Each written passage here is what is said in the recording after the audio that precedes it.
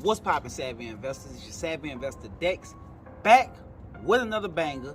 And in this video, I want to chop it up about investors spending so much money in regards to list buying or just list building in general. I see a lot of people that go after, I wouldn't necessarily say, I don't want to say the wrong list, but they don't go after the most high quality list, in my opinion. So right here in this video, I'll run down to you what I think are the best lists to go through in 2023, recession or no recession, list proof, recession proof. That's what I meant. Wrong words. Anyway, let's get into it. So guys, what I'm seeing is a lot of people getting in the industry and a lot of people that's been in the industry for a little while going after the low-hanging fruit. I don't think the low-hanging fruit is a bad thing or a good thing. I just think you have to have a business or a skill set tailored around that type of fruit. Let me give you an example.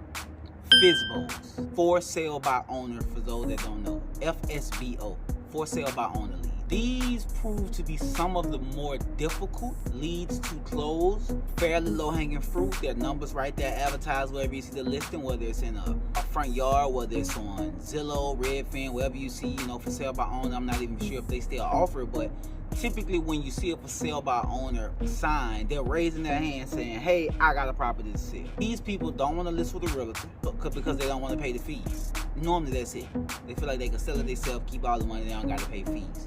So going into it, understanding that's normally, in my opinion, it's normally something that's associated with for sale by owner lead. They didn't want to list it with a real estate agent, so they're going to be really hard to talk to about numbers and taking the type of haircut that you'll need to get the deal done. Number two, I would say, driving for dollars. And I love driving for dollar leads. I just think driving for dollar leads need to be vetted in a way, like refiltered almost.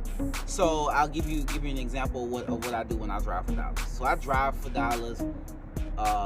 Use this really cool app called Landline. I know a lot of you guys use batch leads. I've never looked at it just simply because I don't use batch leads in my business. I use Landline, take down a list of all of them. Once I take that list down, I actually come home and I go through that list. I go to the tax assessor site for whatever parish I'm in, and I look up all the information I can about it.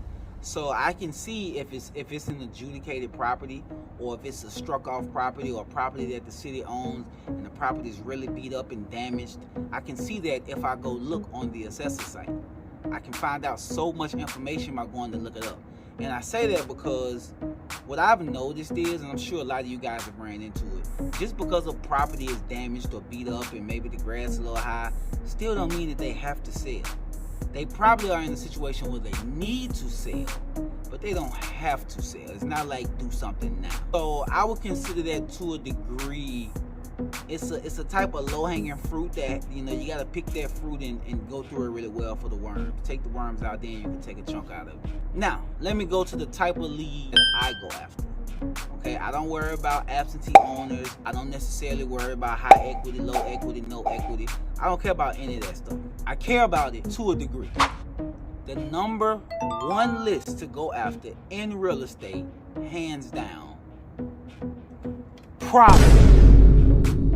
You want to go after problems. I don't care what kind of problems there are. Financial problems or physical problems with the property. I either driving for dollars list. However, like I said, we'll vet that list to see if there's more distress along the way.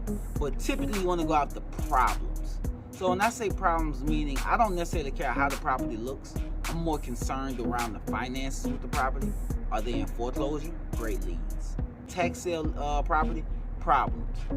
Is it a property that the owners just went through a divorce? Problem. Probate deal? Possible problem. Not necessarily always. So that's one of those lead sources that I would say, if you're going to work on probates, you really want to dial in on them, because not all of those people have problems. Some of those people just sell it no problem themselves. However, when we're dealing with financial problems like SBA loans, foreclosure leads, like I said, tax leads, tax sale leads, maybe even some mechanics liens, anybody that has a first position lien against their property, that's in bad standing is a good lead, hands down.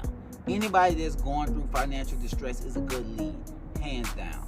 The deal I'll be closing on in a few days, if not tomorrow, basically it was a property that the family had just forgot about, gave up on. It was a vacant lot. It was here in New Orleans. Hurricane Katrina came through, wiped the house out. They never decided to build a house there again. It was just a vacant lot. They owed the city some taxes. Reached out to the lady. She had basically forgotten about it. It's a great deal. I wrote the deal up for, I think, $1,700, $1,750 to be exact. And I think we sold that deal for $13,500. Yeah, that was simply us finding a problem. So the reason that lady did business with us, not because she was so much a distressed seller. We found a problem that she had totally swept under the rug, forgot about, wasn't affecting her life. Told her that we could possibly put some funds in her pocket for the property. She was super elated, got the paperwork, found a buyer, deal closed. Gold in that was, it wasn't up for debate whether or not she wanted to sell or if she needed to sell. The property was on its way to being taken by the city and you get nothing. So she was in a situation where she had to barbecue or boo-hoo, one of the two. And she barbecued, and she got about $1,750 when it came off the grill. So I really made this video not to drop any gems, like giving you guys a special niche list or this list or that list. I dropped this video to say make sure you're going after problems. I'm gonna give you guys a quick sneak peek on the next deal I'm working on. It's a foreclosure deal. It's an older couple, late 50s, early 60s. The wife is in treatments for stage 4 cancer, and her husband got diagnosed with mendropoliosis or something. I really couldn't pronounce it. I'm sure I'm butchering it. But it's a pretty terrible illness from what he explained to me. And they're like 200 grand behind on their house. Like, who's there to help them? Their kids, he said their kids are moved, and it's not like their kids have the finances to really help them, and their kids don't live in the city. So I found a problem that I'm sure when I get the problem solved, there'll be a great payday at the end of that rainbow. But no point in worrying about the payday. Let's just worry about the problem. The payday will come after the problem is solved. That's typically how it works. It's your boy, the Savvy Investor Dex, and I'm out.